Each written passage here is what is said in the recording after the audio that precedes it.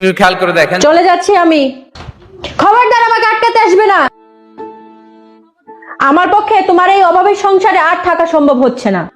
আমি আর পারবো না তোমার এই অভাবের সংসারে থাকতে। বইয়ের শখ আহ্লাদি যখন পূরণ করতে পারবে না তখন বিয়ে করছিলে কেন?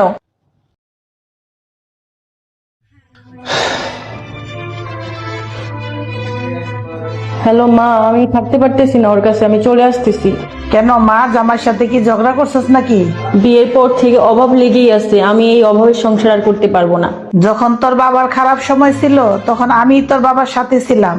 যদি আমি তখন চলে আসতাম তখন তোর কি অবস্থা হইতো? তুই তো তখন এতিম হইতি। তোর বাচ্চার বাবার পরিচয় কি দিবি একবার ভেবে দেখেছিস? আমার মনে হয় স্বামীর বিপদে প্রত্যেক স্ত্রীর পাশে থাকা উচিত। বাপের বাড়িতে তখনই আসবি যখন স্বামীকে সাথে নিয়ে আসতে পারবি। এখন মাথা ঠান্ডা করে তোর স্বামীর কাছে চলে যা। আর শোন, প্রত্যেকটা পুরুষের সফলতার পিছনে তার স্ত্রীর অবদানটাই সবচেয়ে বেশি।